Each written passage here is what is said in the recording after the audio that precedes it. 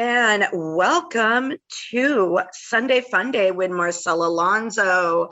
Today I have a beautiful guest on. She is very funny. I happen to find her on Instagram.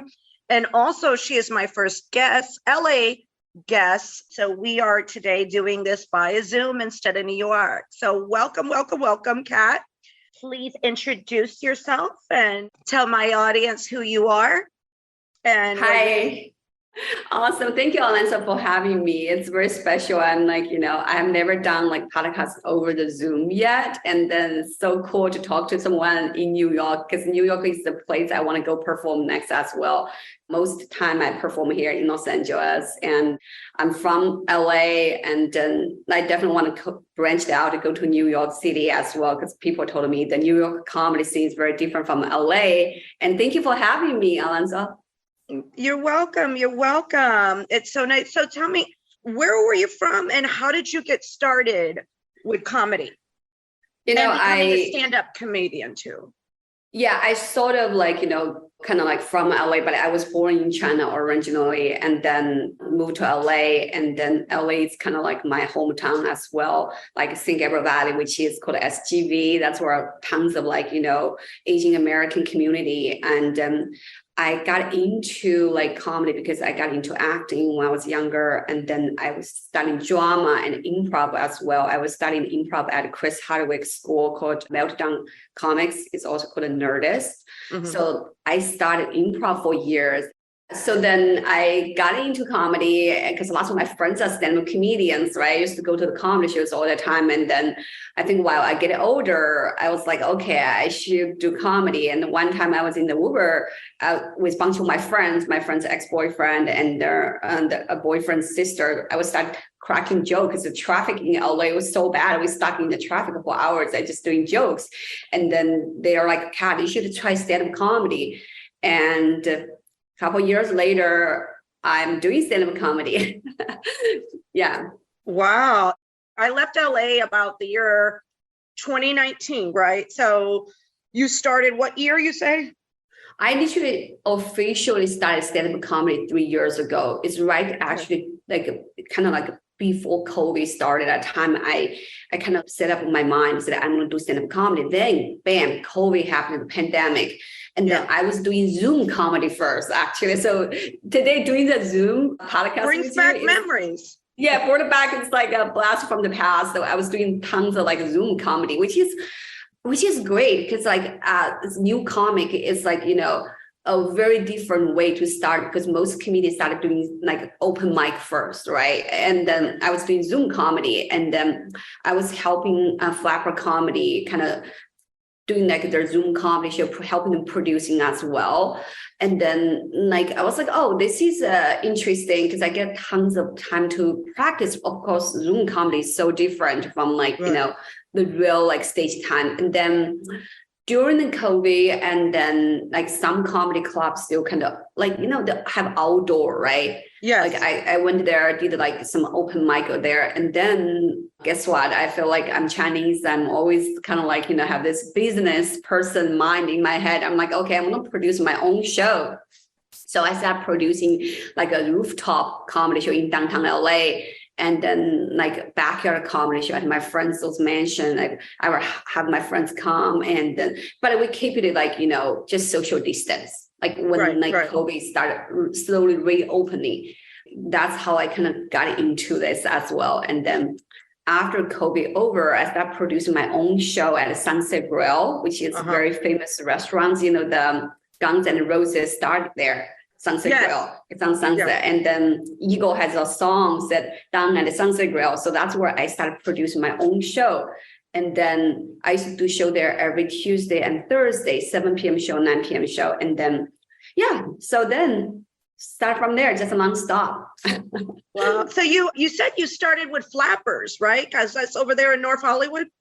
Yeah, it's in Burbank. Yeah, you remember Flapper, right? Burbank. Okay. Was it? Yeah, I'm trying to think where Flappers is. I can't remember. It's Burbank and Los Hollywood is pretty much same area in the valley. Okay. It's I'm close, getting it mixed up with, is it Hee Haws or Haha Comedy? Ha Ha Comedy. That's on Yeah. Lankershim. Okay. I used to live in North Hollywood for over 10 years.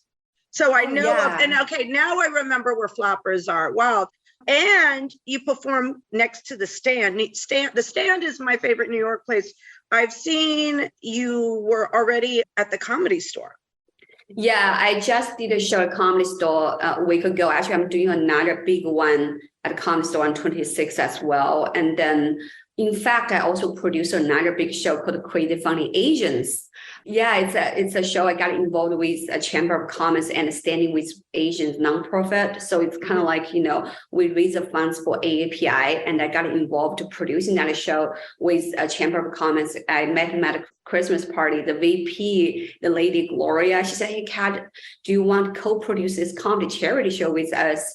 I said, "Sure." So we're gonna kind of raise the funds for AAPI during COVID that has all the anti-natal shooting, and then have all the Stop Asian Hate movement started, Yeah. right? So then we already had like 2 successful Creative Funny Asian show. One is at PCL Chinese Theater, where they did all the movie premiere. We sold out like over 400 tickets. And the second one we did in Bourbon Room, Hollywood. In fact, we're going to do our next one at Comedy Store in March. Yeah. Oh, wow. That's great. I'm really impressed with all that you're doing. That's so great. When you were a child now, did you ever look at any comics? Did you admire any comics? Who was like your role model growing up? Because I know, looking up to somebody that's similar in our looks. I have this. There's people that I have looked up, like, which I'm very excited.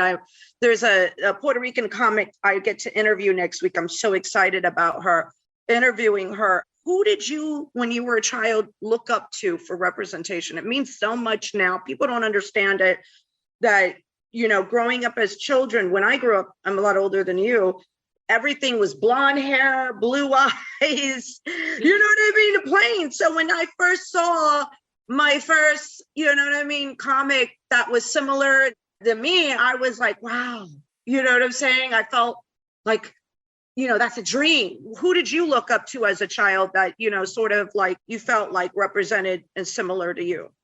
It's so interesting you brought up, we are like women of colors. We don't have that many, role model to look up to, right? Yeah. Yes. And for you and me, like Hispanic culture and Asian culture, we don't have that many, role models like in entertainment industries. Like obviously, like all those icons like Jerry Seinfeld. I think that's so cool what they do. And like for Asian American comedian at a time, I was a kid. I think only like a Margaret Cho.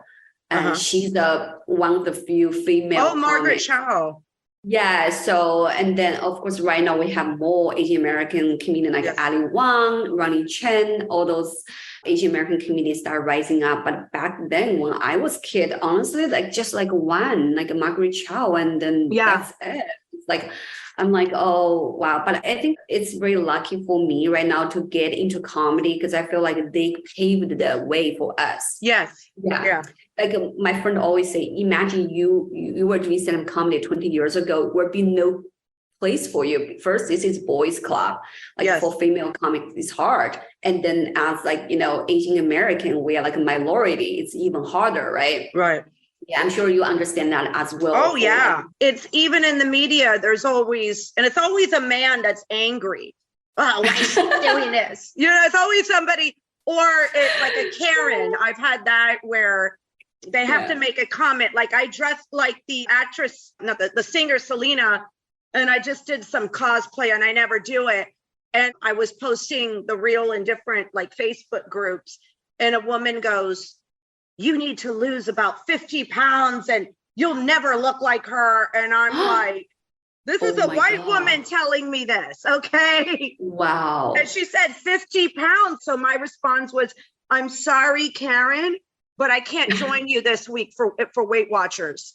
Oh my God. That was my response, because I'm like, what the hell's wrong with this woman? I said, "Okay, Karen, I'm sorry, I can't join you this week for the Weight Watchers meeting." Like, like the comments that we get from other people when all of a sudden we do appear is kind of like, like, what the hell? Like, it's just like how crazy, like people will judge you by like what you look like. Because I think everyone, you look beautiful the way you are. And then, I'm so glad we're in this era right now. We accept like, more diverse look, right? Yes. In the past, like you said, it's like, you have to be blue eyes, blonde hair to get on TV in the past, right? Like otherwise, like we just play like sidekick or best friends or something. Yeah. It was like, come on, let's not. Oh, like and then they stereotype the hell out of, different minorities. Yeah, exactly. It's always like you're like just friend.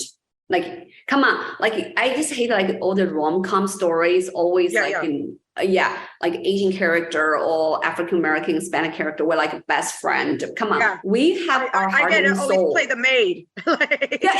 Maid, right? Like Hispanic. It's always like, Hispanic play the maids. Come on, like you're not like that, because we have our heart and soul. We have our own story to tell, right? Yeah. Yeah. That's so crazy. I'm glad that like the time is changing right now. Yes, yes. Now I have to ask the question, what did your family say when you got into comedy? It's so funny you ask me this question, because how Asian cultures, right? Like you have to be a doctor, you have to go to school. Oh, no. My daughter has labeled, I have 2 kids, and my daughter has labeled me, Mom, you are an Asian woman in a Latin woman's body.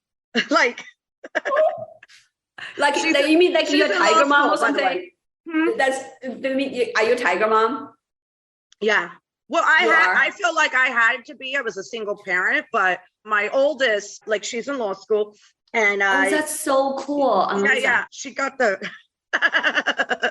the extra tutoring or whatever. The youngest one is a lost cause. Not a lost cause, like she's bad, but the youngest one is very hard-headed.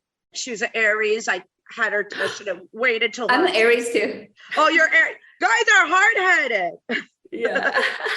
Were you hard-headed too? Or I think I'm definitely like a fire sign. Yeah. Oh, okay. Sure. Yeah, my oldest just doesn't listen to anything I say. I don't know anything. But also she's a different generation. You're probably millennial, not generation. Yeah. Yeah, I think millennials listened a little bit better than Gen Z.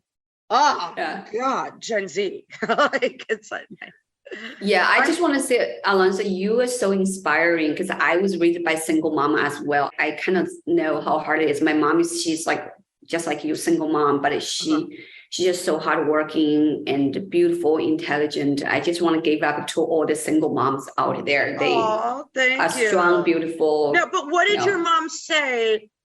What did your family say, like immediate? Because I know how different cultures are. What did they say when you said, hey, I want to do the stand-up comedy?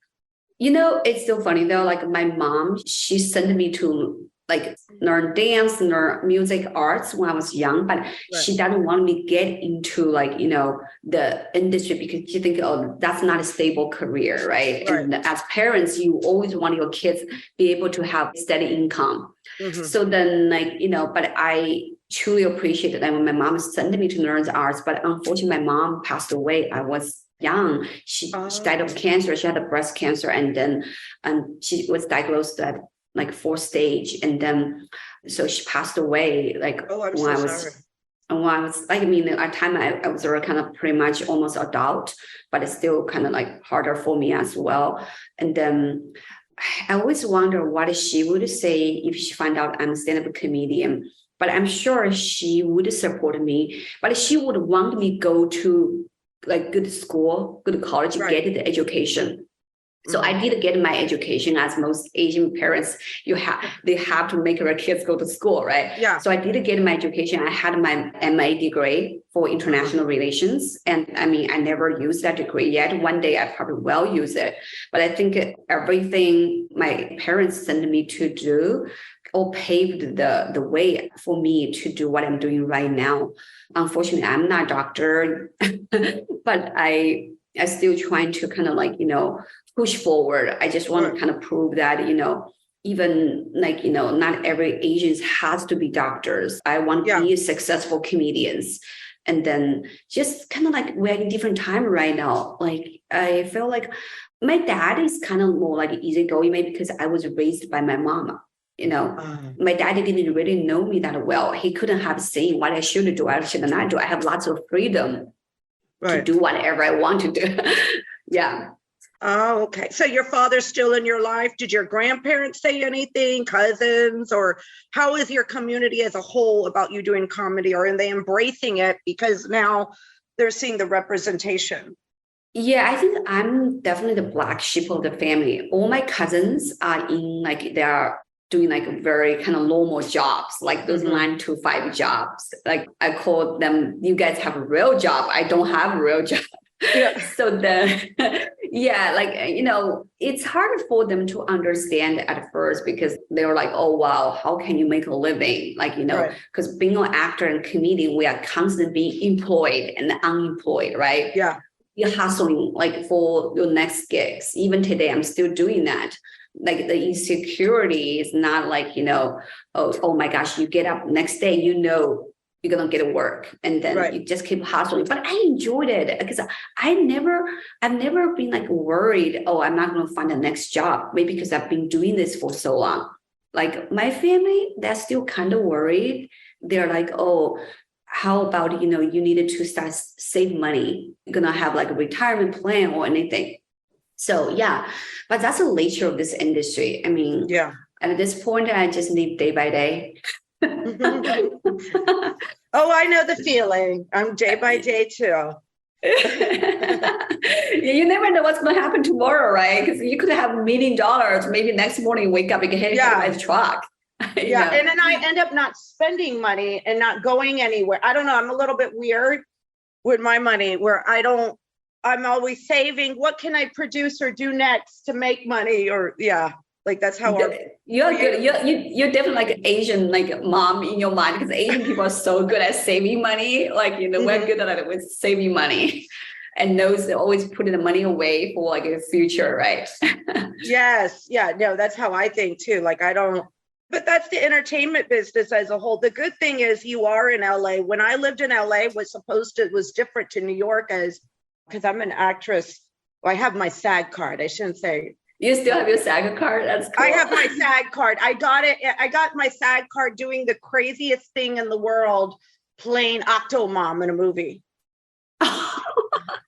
Yeah, that's how I got my SAG card. But yeah, the thing about like living in LA, everybody's kind of the same where they've got like 4 or 5 jobs. Exactly. Hustle. So you fit right in there. But now the big thing is when I came to New York, it was totally different because it took me a minute to find my people that were like me. But even then, they still weren't like the LA grind is like people are just used to having 4 or 5 jobs, 4 or 5 things to make money.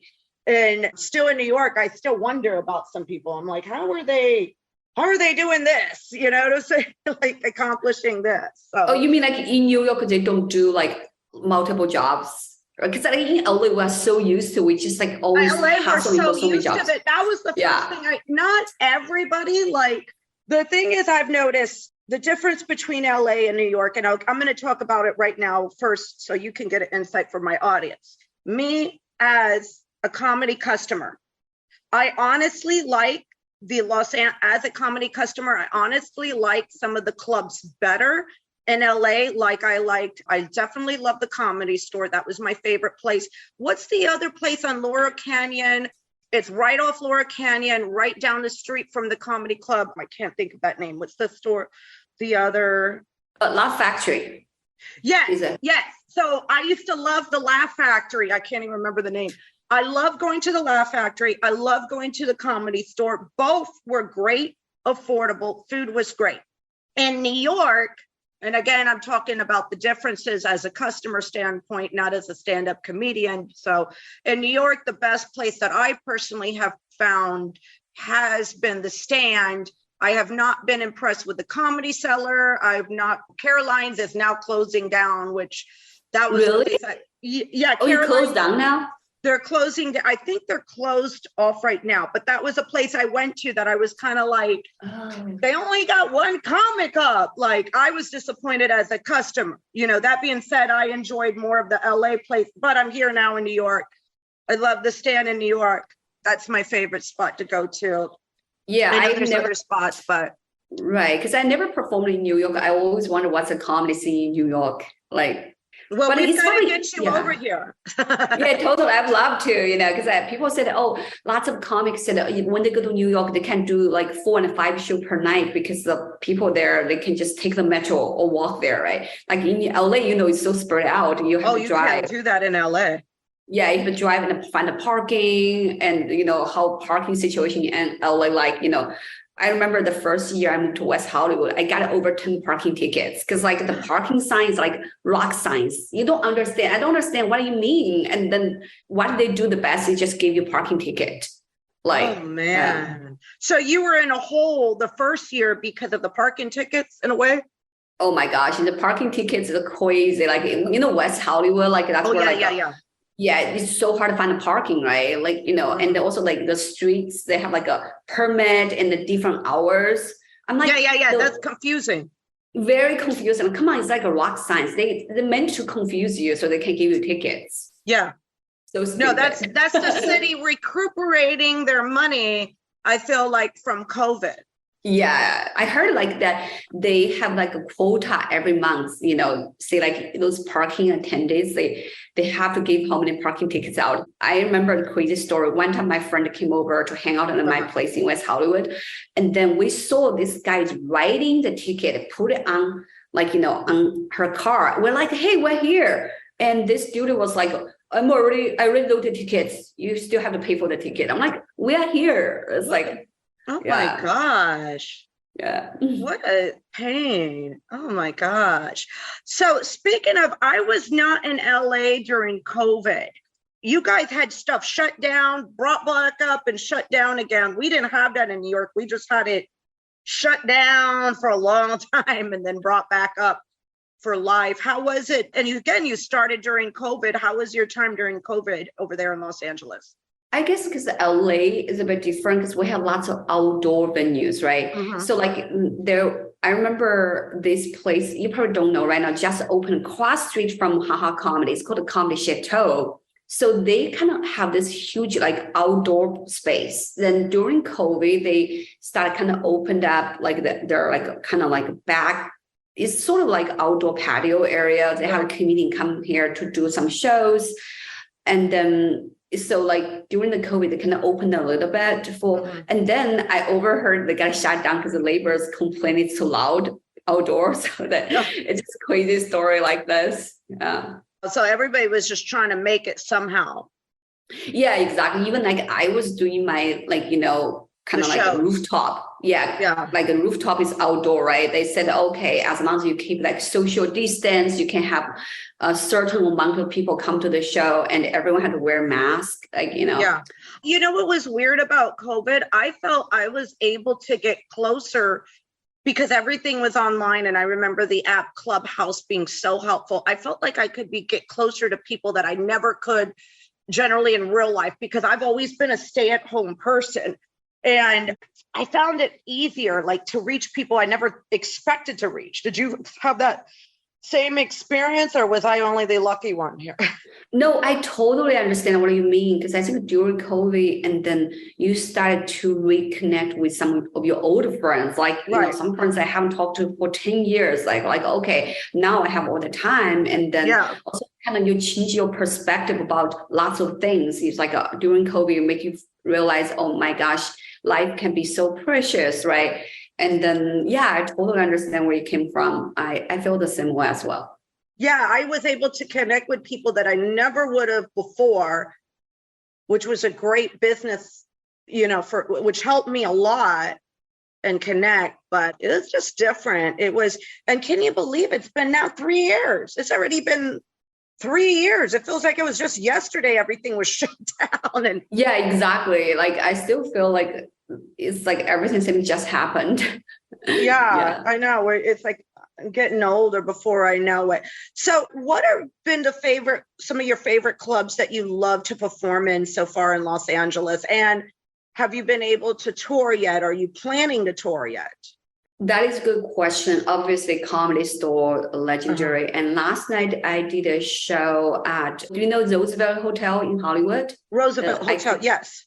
Yeah, so I just performed. They have a theater there, and then it's really nice venue because it's very upscale. And I performed there last night because they can have over 120 people in the theater as well. So that's such a pretty good venue. And then I did a show at Laugh Factory last weekend. Laugh Factory in Long Beach. Have you been to that area? It's a bit bigger. Yeah, Long Beach. I didn't know that they had a Laugh Factory in Long Beach.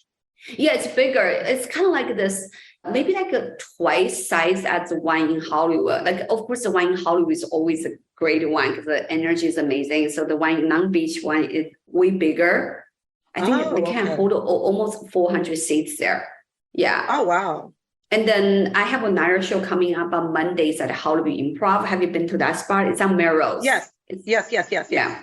I've been there. That was another spot that I used to like. I enjoyed a lot of the Hollywood comedy clubs. I really did. I had good experience with New York. And again, this is a customer point of view. Somebody will have to share with me, a comedian. Yeah, I remember Hollywood. Yeah, it's good experience.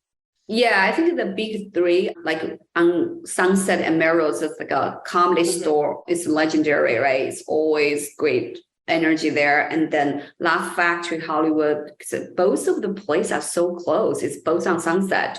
And then Hollywood Improv on Melrose. So the three spots are pretty good. Right now, there are more like venues. Like I also did a show at Bourbon Room. It's like a new spot. When you come to LA, you have to come to check out the spots as well. It's on Hollywood Boulevard. It's called the Bourbon Room. The Bourbon Room. Okay. This is something new. Yeah. Yeah, it is like new. They I think they just started right before COVID. And then because the stage is interesting, a producer for this Broadway show, they built a stage there. And now they also start doing like lots of musical stuff and a comedy show there occasionally. Yeah, it's fun. Yeah, you should come back to check it out. I've been meaning to, especially today in New York. It just started snowing today, so really, it has. Usually, the past couple years, it started snowing like right around Christmas, and then it was actually like 55 degrees, but now it's like, yeah. I'm planning to go to LA soon enough. So. That's cool. But I always picture like, how beautiful snow, because here in LA, obviously we don't have snow. We don't have all those beautiful like winter type of sceneries. Like we have Big Bear over there. Yeah, Big Bear is about 2 or 3 hours away. Like actually today is kind of crazy storm here in LA. You heard of California as being like, all those rain and storms. Yeah, I heard about the crazy rain. Yeah. Yeah, it's like flooding. Like today, I think yesterday was good, and today started all this huge storm coming again. It's very rare in California, especially here in LA. We barely got any rain started this year. And I heard north on Santa Barbara area, it's bad, and I heard north of California. Yeah, like some streets were flooding. It's crazy. Like Northern California, it's like been flooding a lot. It's crazy. California has become wetter and wetter. California's become wetter. Yeah, no, it wasn't. I remember when I was living there, if it rained, everybody panicking, like, Yeah, no one knows how to drive when it starts raining. And they don't know what to do when it rains. What is that going on? What's going on? Like we don't know what to do. It's like, oh my God, what should I do? Nobody go out anymore. It's like, oh my God, everyone freaking out. Yeah. So with your comedy, what are your plans for your future? Are you thinking about getting into acting, or what's anything that you have maybe into writing? Or because piggyback the question you asked me about touring earlier. Okay. That's the question that as well, because I haven't started touring because there are two different kinds of career paths for comedians. Some comedians just enjoy touring, like lots of my comedian friends that are like on the road all the time. Like, I kind of picture myself more like the comedian. I want to get a TV and film and maybe like talk show. I mean, I like traveling. I just hate flying. I want to get there, but like if you want to go get on the plane, that's no fun. I have like flight anxiety, and then I haven't traveled anywhere for a long time. I just basically stayed here in LA. So then maybe that's another reason I don't want to be a tour comedian. I don't mind going to New York City or Vegas or those Miami, those places, but I don't want to be on the road all the time. I don't see myself as a tour comedian. So for me, like I would just say I want to, transition from stand-up comedian, getting TV and film, and get on like those late night talk show. So that would be the future. I see myself as a comedian. Oh, okay. That's a good stable one, because the touring, I don't know how I just went away to Florida for Christmas, and that was hell with Southwest canceling my flight. But yeah, I don't get it. Now you could do New York, and then go to Philadelphia, go to Boston, like, and just take the train to Amtrak, by the way, is pretty quick and simple. Like you could just go one shot to New York, go to Philly, go to a couple clubs in Jersey, rent a car, drive up to Massachusetts, and you could do 4 cities that way. But I get you. I totally understand it about, because that's just great, especially for us women. We got to look good. Like, yeah, and those, I don't want to like just always live my life in the luggage, right? Yeah, but some people like it. Like I know some of my comedian friends, they're on cruise all the time. Sometimes they're on cruise for a couple of weeks, and then like like oh, they get back on land. I mean, cruise is fun, but I don't want to like be on cruise for so many weeks, and I will start missing the land, or like be on the road all the time. It's very lonely life. But some comedian, like for guys, lots of them, if you're single guys, they enjoy it. Because I just had a talk with another male comedian. He had kids, his wife, right? He said it's hard. Like sometimes he's on cruise for 5 days and it came back. He's like, I already started missing my kids, missing my wife. But lots of male comics are single. They want to be on the road. When they're on the road, they're like all the girls. It's another thing about like being a comedian. I feel male comics get girls. Like they don't have to be good looking. And then because the girls like funny guys, right? Like lots of my comedian friends, they said it, even they look like whatever. But girls are all over them. But for female comics, we don't get guys because you don't get guys. Yeah, it's an opposite effect. It's opposite. So when Yeah, no, I get that. Well, it's something about a man that's funny with a personality that's attractive. Now, they have to have personality is key, because I've met some male comics that are so self-absorbed that all they could probably do is suck their own cock. But you know what I mean? Like but it's the key of them having the right personality. I could see it. And then they know how to talk to a woman. But I've seen where some male comics are like, they interrupt you and they're just rude. They look like they haven't showered in days, and then they get real self-absorbed. And like the ones that are too much into Boys Town are the ones that are not attractive to me. But the ones that are like, they're like kind of like on the fence, like they could be cool with everybody, they are more attractive. Yeah, I totally agree with you. I feel like I like the guys has like self-respect, like the guys not just say, oh my gosh, hit on every girls. I don't think they're attractive. I think guys, you need to have that is sort of like a gentleman's self-respect, right? Yeah. Like that's more attractive. But that's kind of like lots of male comics. I think when they get on the road, like they get lots of fangirls liking them. And I think for the woman, I've seen some real pretty comics. I think with men, because I've noticed this is like I do the TikToks a lot, right? And TikTok is the best. I love TikTok. Yeah, like I've noticed this. So actually, I got in trouble on TikTok, and I wasn't posting anything new. I lost one TikTok account. I said, let it go die in peace, because I don't gain from there. But I do TikToks, and then I recycle them for Reels or for IG. And I did one where I said something about not receiving child support. And man, it was that one where the violin and you go like this. Because I never received child support for one of my kids, right? But I married the father too.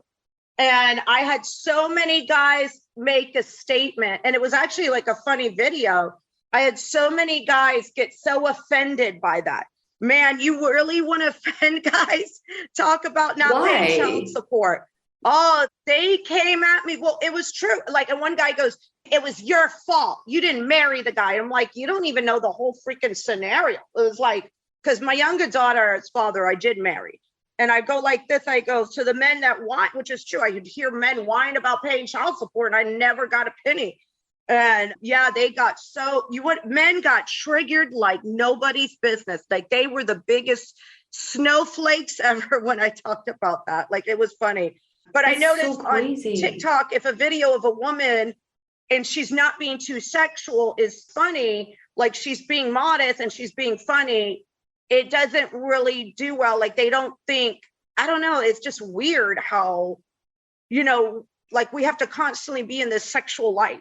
You know what I'm talking about? Yeah, exactly. Because they think, like if you're funny, people think you are sexually attractive, right? Yeah. But for girl, they like also lots of guys think, okay, if you're a woman, you better not be funnier than me. Like being funny seems it's like the man's job, right? Yes, yes. That's true. That's true. Yeah, because you're right about that. They do think it's sort of like the males, and it's just some weird psychology. I myself, whenever I'm interviewing, I will have to say I always have the best interviews with female comics over male comics. However, I do have a few male comics, and they will come back on and on my show over and over again. Brett Raybone is a New York comic who I could say knows how to act, but I noticed it's a generation thing. It's the men under 30. I noticed the new male comics that are coming up, they have it. I guess it's because the way, I don't know, a different generation that they're more accepting of women than the older comics. Do you find that too, or is that just me? Totally agree with you. I agree with you. I think it's totally it's generation thing as well. Because like the show I did last night, right, at the Roosevelt Hotel, lots of like younger male comics. We get along as well. Even like I feel like I am in this boys club, but I feel like my generation is a bit different from like the older generation, because I think it's hard for them. Like now, like the younger generation, the male comics, they treat you equal.